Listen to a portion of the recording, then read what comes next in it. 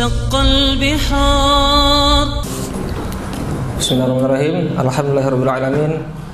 Wassalatu wassalamu ala sayyidina mursalin wa ala alihi wa sahbihi ajma'in. Allahumma 'allimna ma yanfa'una wanfa'na bima 'allamtana wa zidna ilma. Rabbi shrah li sadri wa yassir li amri wahlul 'uqdatan min lisani yafqahu qawli. Ikhwati fillah, a'azani Allah wa iyyakum. Para santri sekalian yang semoga dirahmati oleh Allah Subhanahu wa taala, kembali kita berkumpul di salah satu majelis ini. Seperti biasanya, pada pertemuan kali ini kita akan melanjutkan pembahasan kitab dari hadis-hadis Bulughul Maram dari kitab Al-Jami', yang mana pada pertemuan yang telah lalu kita telah membaca atau membahas beberapa hadis. Maka insyaallah pada kesempatan hari ini kita akan membahas hadis yang berikutnya. Ya, siapa baca-baca? Zafran.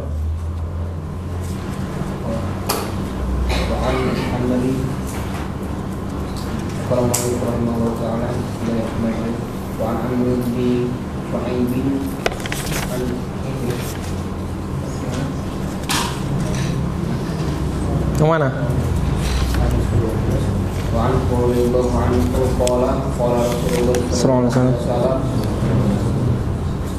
Idzan ta'ala ahadukum falyabda bil yawmi wa idza taza'a Bil yawmaini. Ya. Bil bil yawmaini. Ada harapannya enggak?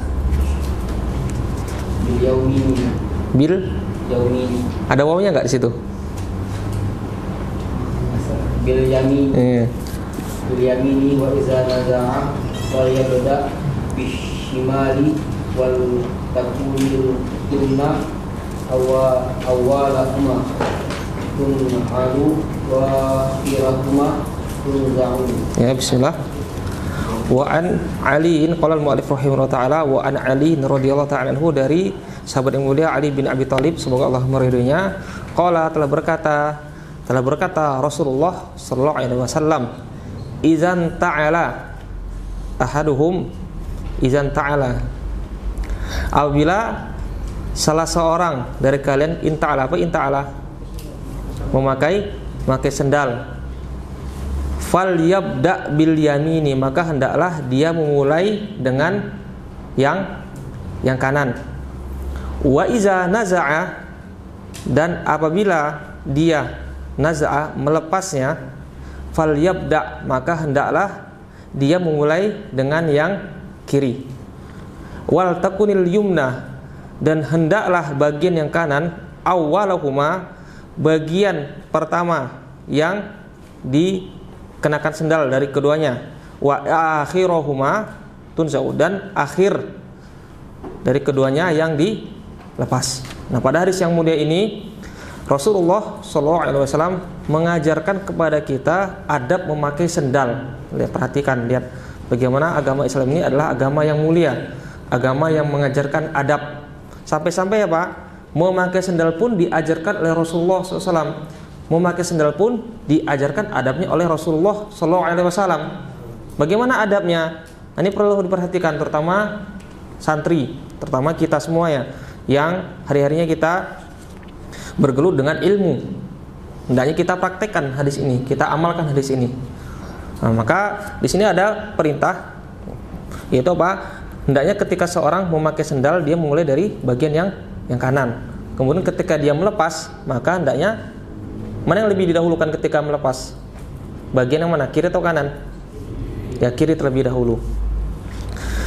Yang mana hadis ini juga senada dengan hadis yang diriwayatkan oleh Ummul Mukminin Aisyah radhiyallahu taala anha dalam Sahih Bukhari dan Muslim, bahwasanya Nabi sallallahu alaihi wasallam, ya, beliau mengatakan, anan Nabi sallallahu alaihi wasallam yu'jibu atayammunu fi tana'ulihi wa tarajjulihi wa tuhurihi wa fi sya'nihi kullihi.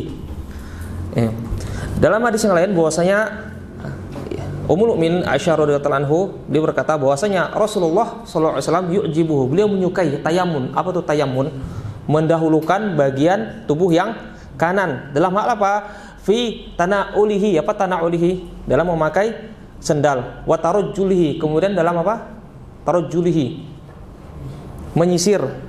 Jadi ketika menyisir itu bagian kanan terlebih dahulu yang disisir. Kemudian watuhurihi, kemudian dalam taharah bersuci, mendahulukan bagian yang kanan. Wa fi sya'ni kullihi, dan dalam setiap perkara seluruhnya. Kemudian beliau mengatakan, fakana sallallahu alaihi wasallam yabda'u bil yamini wa yuqaddimuha lil asya'it thayyibah. Dan adalah beliau sallallahu alaihi wasallam mendahulukan bagian yang kanan. Wa yuqaddimuha, dan beliau memulai dengan bagian yang kanan dan mendahulukannya lil asya' at-thayyibah, untuk sesuatu yang baik-baik di sini. Dia Pak, untuk perkara-perkara yang baik, perkara-perkara yang mulia, maka hendaknya seorang ya memulai atau menggunakan anggota badannya yang kanan. Wa yu'akhiruha lima siwa zalika, dan mengakhirkan apa? Bagian yang kanan untuk perkara selain yang baik-baik, yang thayyibah. Ya, seperti apa misalnya? Perkara-perkara yang bagus misalnya. Ya, seperti makan tentunya. Apalagi misalnya pakai baju, pakai sendal. Maka dia mendahulukan bagian yang kanan. Adapun selainnya, yang perkara-perkara yang laisat bithayyibah, perkara-perkara yang tidak bagus, seperti apa misalnya? Istinja. Ya, istinja dengan tangan apa? Siapa? Huzaifah. Istinja. Hah? Pakai tangan kiri. Ya, pakai tangan kiri ya. Jangan kebalik. Ya. Kemudian apa lagi? Ketika masuk ke dalam masjid juga mendahulukan bagian yang kanan. Nah, kemudian ketika misalnya apa? Ketika misalnya masuk ke WC misalnya, di antara adab ke WC adalah mendahulukan bagian yang kanan atau kiri? Yang kiri. Kemudian ketika keluar dari WC dengan apa? Kaki kanan. Kalau keluar dari masjid pakai kaki kiri ya.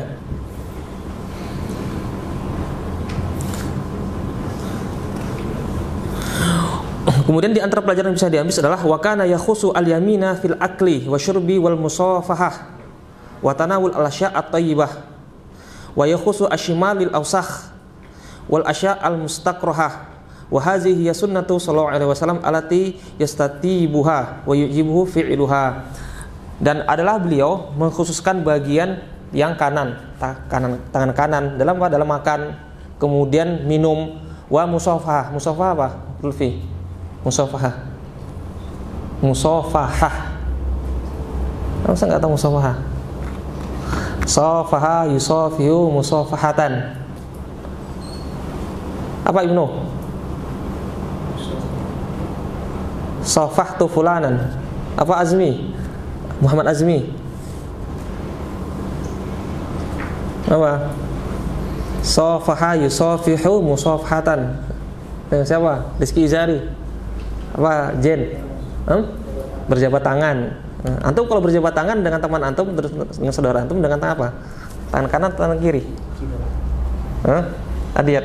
Kalau bersalaman dengan tangan kanan ya. Hatta bukan orang Islam, hatta non Muslim pun mereka apa? Bersalaman dengan tangan kanan.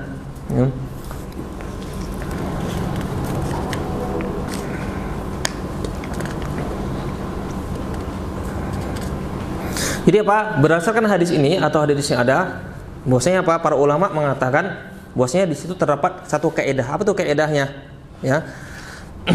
Waliza sharatil qaidatu asy'ariyatu al-mustamaddah an sunnati hiya taqdimul yamini nafsiha fi kulli makana fi'luhu min babit takrim.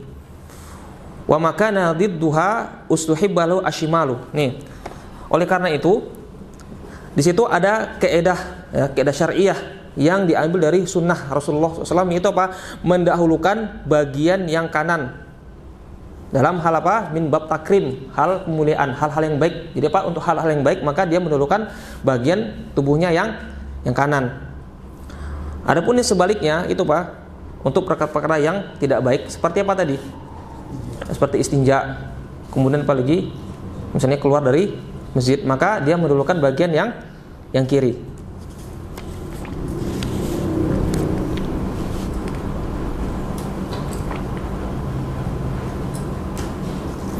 Kemudian beliau mengatakan di sini, ya, beliau menukilkan perkataan Imam Ibnu Al-Arabi Al-Maliki. Beliau mengatakan al-bada'atu bil yamini masyru'atun fi jami'il a'mali shalihati. Memulai dengan anggota yang kanan masyru'atun adalah masyru', disunahkan, disyariatkan fi jami'il a'mali shalihah, pada seluruh amal-amal yang soleh. Kenapa? Li fadlil yamini hissan fil quwwah. Karena keutamaan anggota badan yang kanan secara hissi. Fil quwwah dalam kekuatan. Lebih kuat mana? Tangan kanan atau tangan kiri? Secara aglabnya ya, kebanyakannya. Nah, lebih kuat tangan kanan, walaupun ada sebagian orang dia bertumpu sama tangan kirinya, tapi kebanyakan ya manusia itu bertumpu pada tangan kanan dalam hal kekuatan. Kemudian wasyar'an. Jadi tangan kanan itu memiliki keutamaan dari dua sisi. Yang pertama dari sisi hissi, atau kekuatan. Lebih kuat daripada tangan kiri. Kemudian dari sisi syar'an, dari sisi syar'i. Finadbi ila taqdimiha. Adapun secara keutamaan syar'i adalah mengutamakan, disunahkan mendahulukan bagian yang kanan daripada yang kiri. Kemudian beliau juga menukilkan perkataan Al-Imam Al-Hulaimi, wa qala Al-Hulaimi innama yabda'u bishimali indal khal'i. Ya, sesungguhnya atau innama yubda'u bishimali indal khal'i, sesungguhnya dimulai dengan anggota badan yang kiri indal khal'i ketika melepas. Seperti apa misalnya? Melepas pakaian. Li'annal lubsa karomatun. Kenapa? Karena pakaian itu atau memakai sifatnya karomah, kemuliaan. Wali annahu wiqayatun, dan dia juga merupakan wiqayah, penjagaan. Fala makanatil yaminu akram minal yusra budi abiha fil labsi. Maka ketika bagian yang kanan lebih mulia, akram minal yusra, daripada bagian yang kiri, maka budi abiha, maka dimulai dengan yang kanan, fil labsi, dalam memakai. Wa ukhirat fil khal'i, kemudian diakhirkan bagian yang kanan dalam melepas misalnya. Kenapa? Litakuna al-karamatu laha adwam. Karena karomah tersebut biar lebih dawam, lebih langgeng. Kemudian hadis berikutnya, baca lagi Fahriz.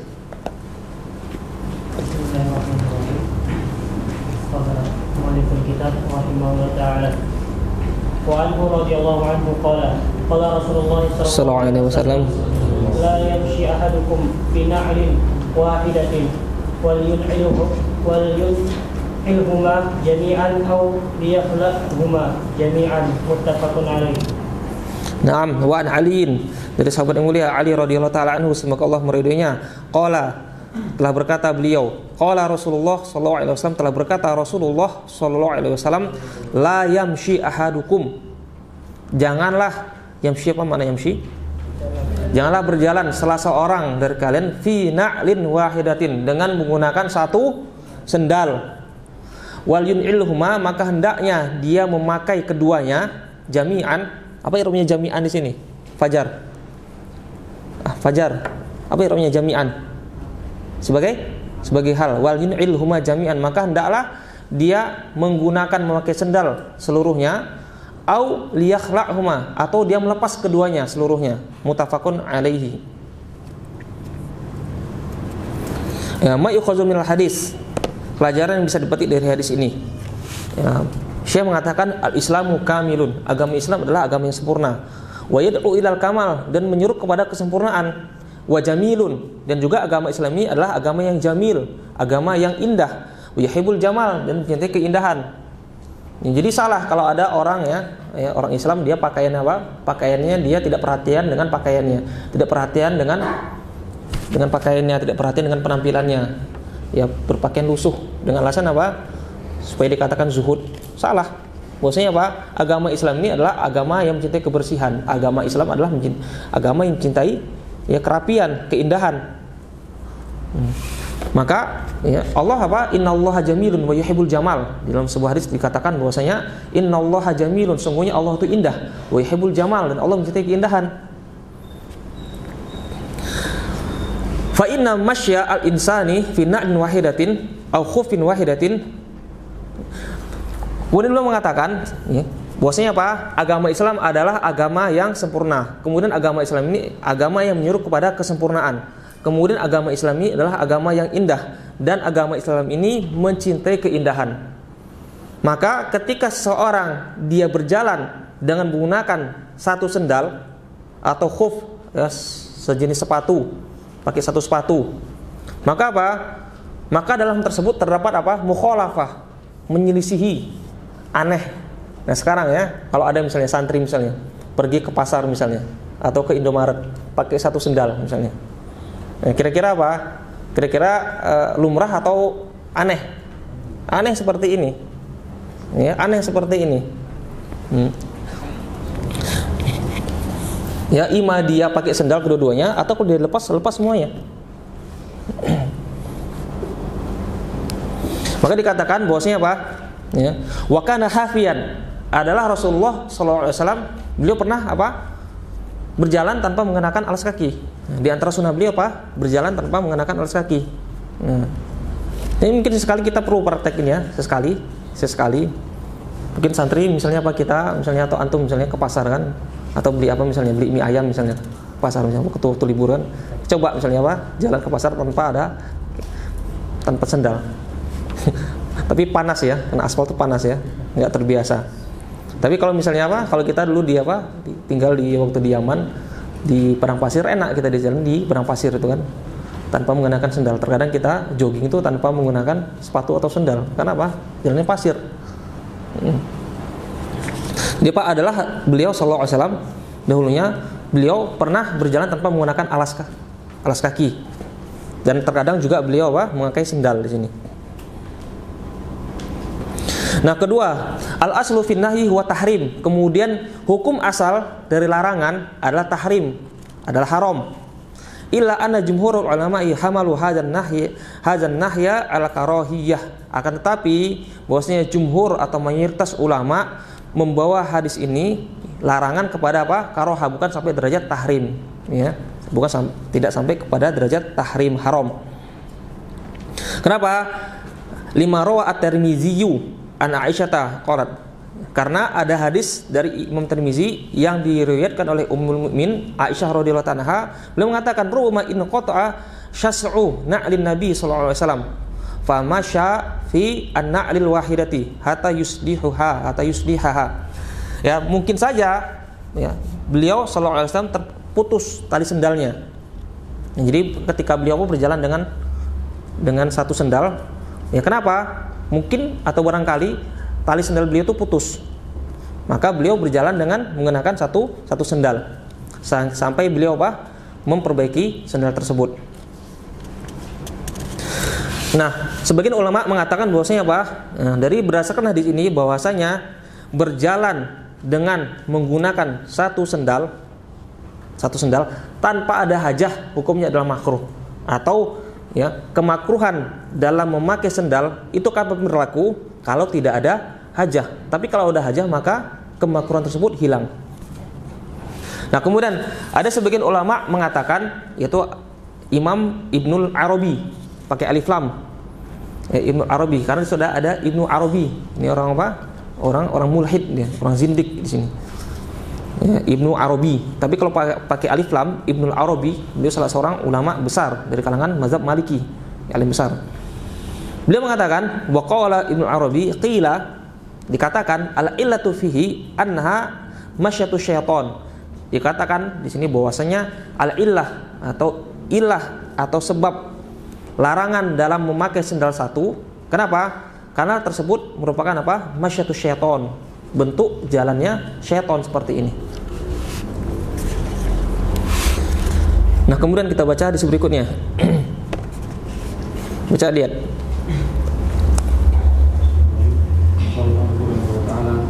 Wa an Ibnu Umar radhiyallahu anhu qala Rasulullah sallallahu alaihi wasallam la yanzurullahu ila man jarra thawbahu khuyala tafaqan alaihi. Nah, hadis berikutnya ya, masalah penting berkaitan dengan hukum isbal. Hukum isbal, kemudian bagaimana atau surah bentuk isbal itu seperti apa? Dari sahabat yang mulia Ibnu Umar radhiyallahu ta'ala anhuma, semoga Allah meridhai keduanya, qala, telah berkata Rasulullah sallallahu alaihi wasallam, la yanzurullahu ila man jarra thawbahu khuyala'a. Tidaklah melihat Allah, atau tidaklah Allah itu melihat kepada orang yang jarra. Apa makna jarra? Yang menjulurkan thawbahu, pakaiannya, khuyala'a, dalam keadaan sombong.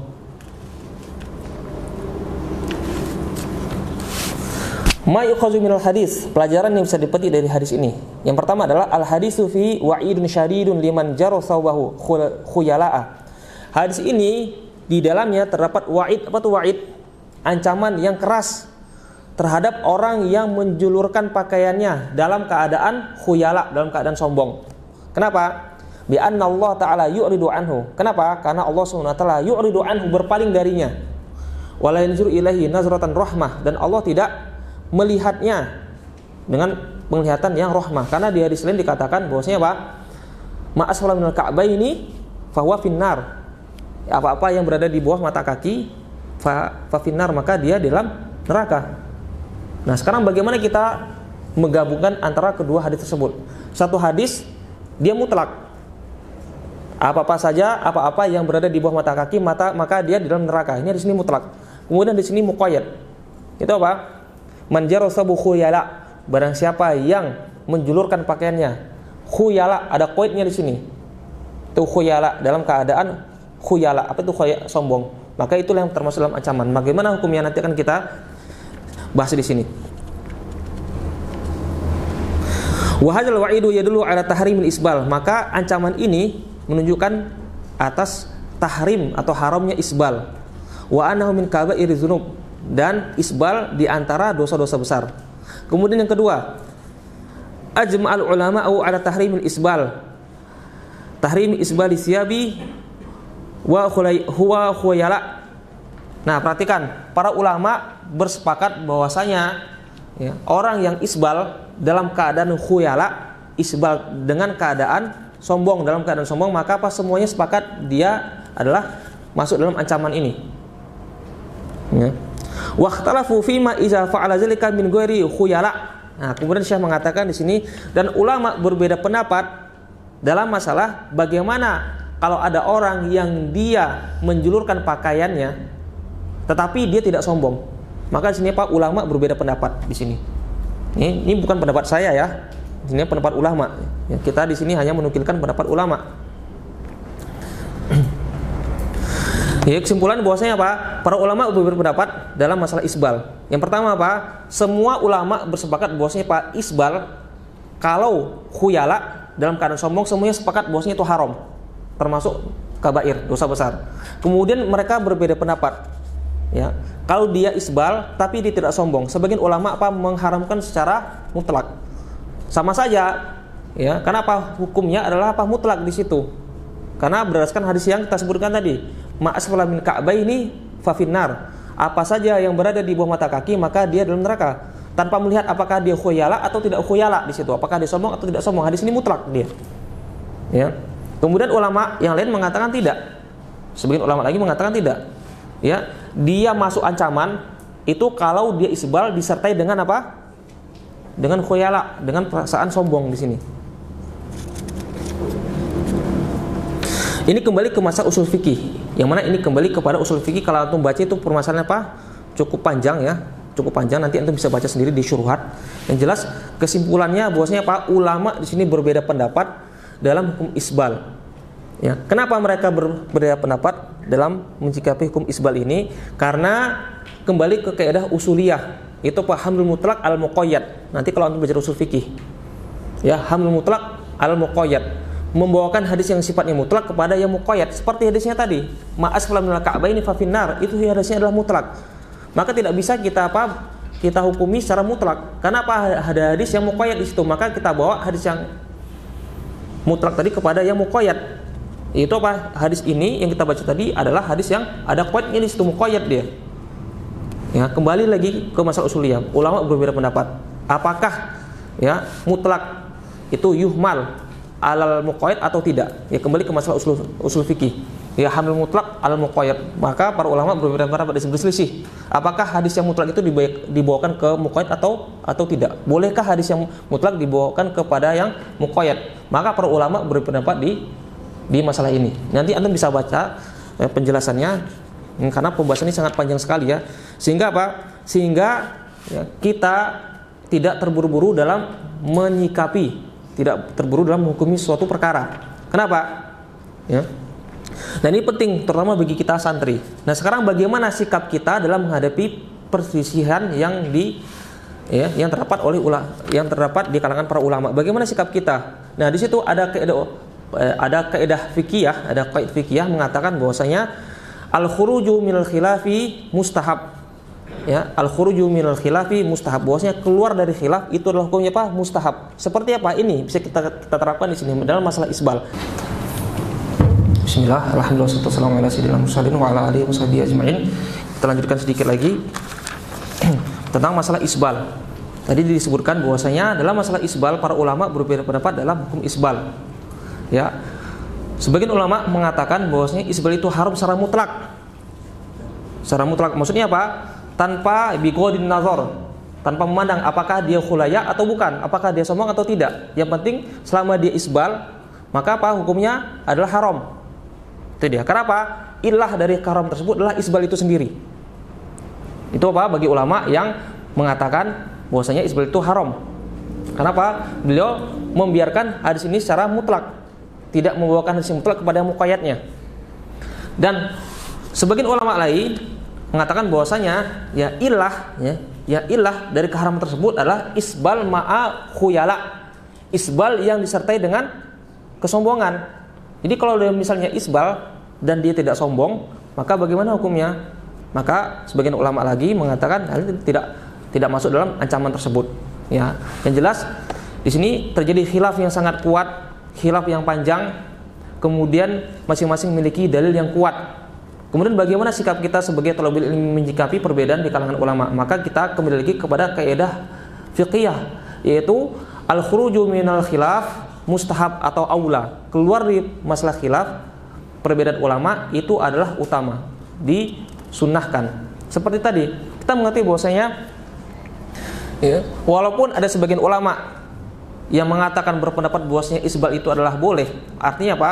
Yang haram itu kalau disertai dengan khuyala, disertai dengan sombong, maka tidak mengapa. Bagaimana sikap kita?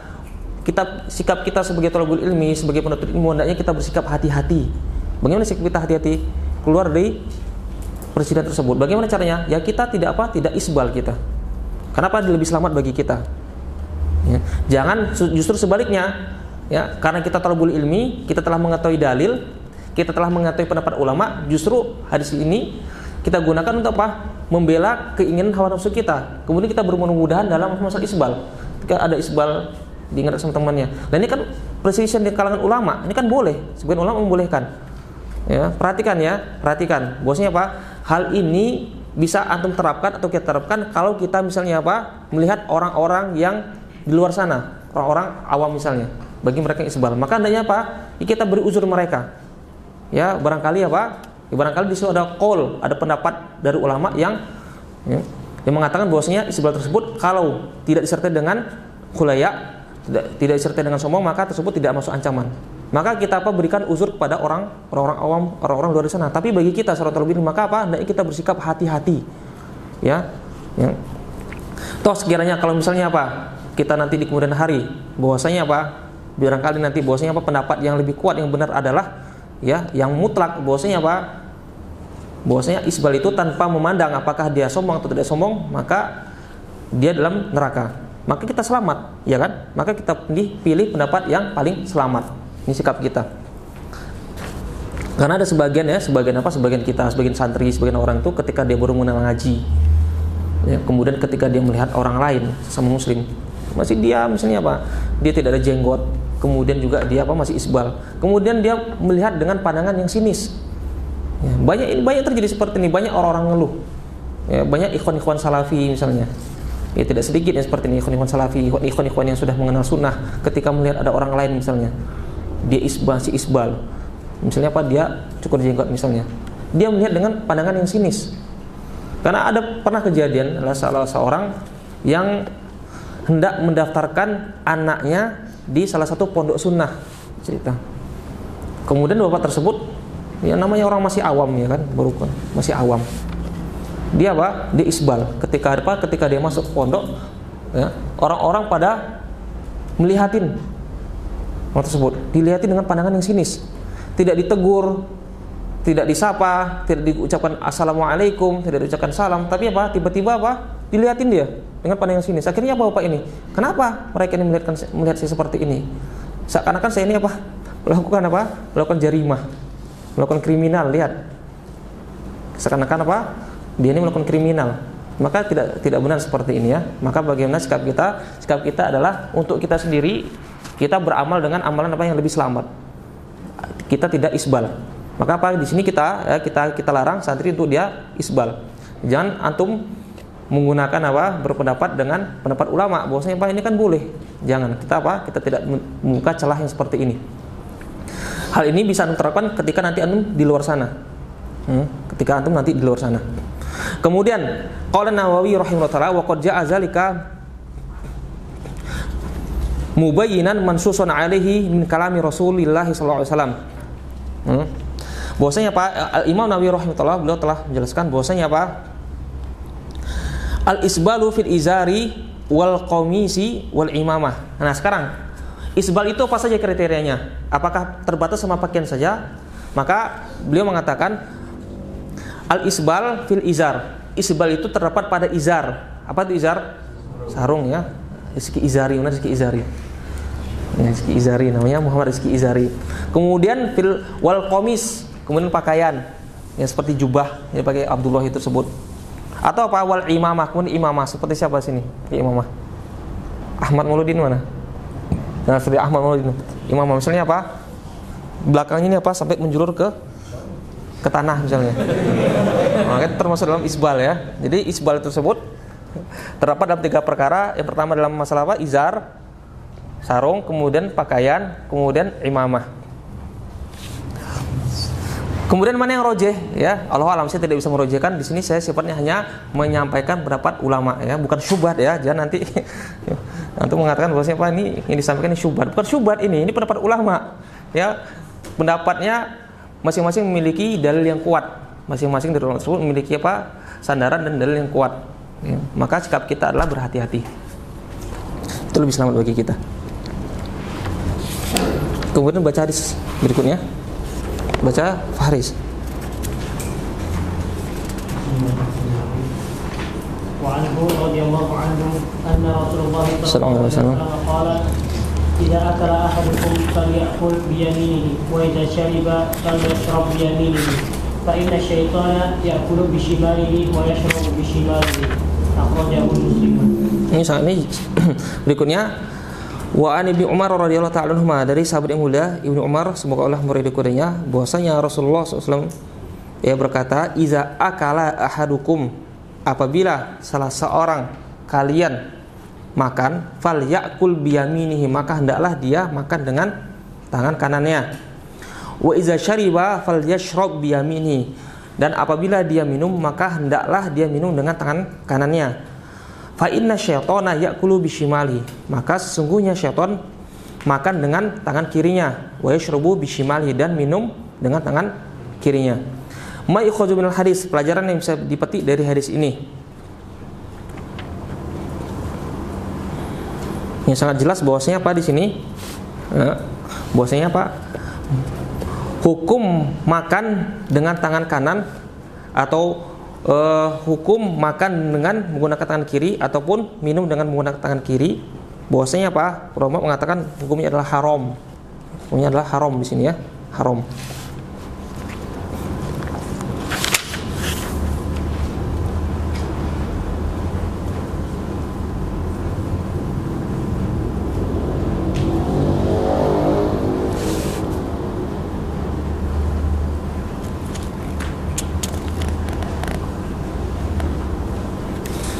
Ini sangat jelas ya hadis ini. Kemudian kita selesaikan di bab ini, terakhir dari bab ini. Baca Haris. Wan Amri ibn Shu'aib an abihi an jaddihi radhiyallahu anhu qala Rasulullah sallallahu alaihi wasallam kul washrab walbas wa tasaddaq fi ghairi sarafin wala makhilatin. Apa? Makhyalatin. wala makhiyalatin. Akhrajahu Abu Dawud wa Ahmad wa allaqahu Bukhari.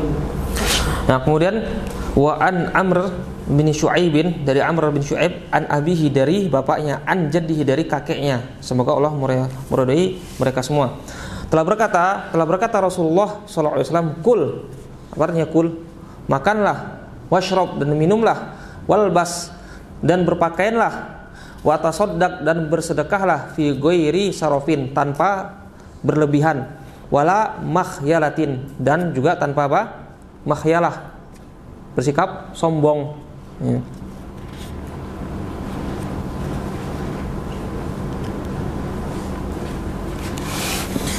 Ma yu'khadhu minal hadis, pelajaran yang bisa dipetik dari hadis ini adalah yang pertama, Allah Subhanahu wa taala abaha li ibadi at-thayyibat min rizqi min ma'kalin wa mashrabin wa malbasin wa maskanin wa markabin wa ghairi zalika min thayyibatil hayatid dunya. Bahwasanya Allah Subhanahu wa taala telah menghalalkan dan membolehkan kepada hamba-hambanya hal-hal yang baik-baik berupa rezeki, ya, berupa makanan, minuman, pakaian, tempat tinggal, dan hewan tunggangan dan selainnya dari hal-hal yang baik-baik pada kehidupan dunia ini. Walam yuharrim min zalika illa ma fihi madarrah 'alal din. Nah, perhatikan, dan tidaklah Allah SWT mengharamkan perkara tersebut kecuali apa? Kecuali di dalamnya terdapat madarat. Apa itu madarat? Kerusakan 'alad din. Kerusakan pertama apa? Pada agama, kemudian al badan, kemudian di badan, kemudian di akal, kemudian wal ir, kemudian kerusakan pada ir. Apa itu ir? Ya, kehormatan, awil mal, kemudian kerusakan atau mudarat dalam harta. Wahya ad-daruriyatul khams, yang mana ini dinamakan dengan daruriyatul khams namanya. Hal-hal yang darurat ini. Nah, hukum asalnya, hukum asal makan, minum, mengenakan pakaian, dan bersedekah, hukumnya adalah apa? Mubah. Adalah boleh. Tapi Allah SWT melarang kalau hal tersebut dilakukan secara apa? Berlebihan dan disertai dengan sikap sombong. Kenapa? Karena seperti misalnya apa? Dia makan. Hukum asalnya apa? Hukum asalnya makan itu boleh. Tapi kalau dia bersikap berlebihan, makan terlalu berlebihan, maka apa? Ini dilarang, haram seperti ini. Misalnya apa? Misalnya santri, ya. Biasanya makannya berapa santri? Ya, 1 piring misalnya kan. Tetapi apa? Biasanya makan 1 piring, dia makan apa? Makannya 3 piring. Misalnya, cukup nggak 3 piring atau masih kurang? Ya.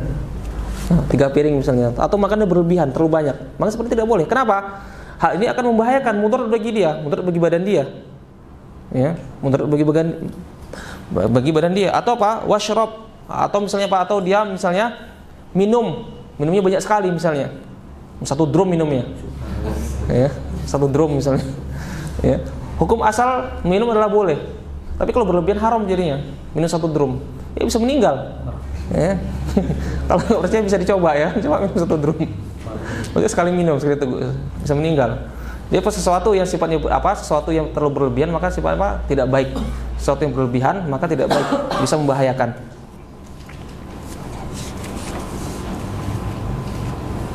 Hal ini berdasarkan apa? Firman Allah SWT dalam ayat yang mulia dalam surah Al-A'raf ayat 31, bahwasanya Allah SWT berfirman, wa kulu washrabu wala tusrifu. Apa kata Allah? Wa kulu, makanlah kalian, washrabu, dan minumlah kalian.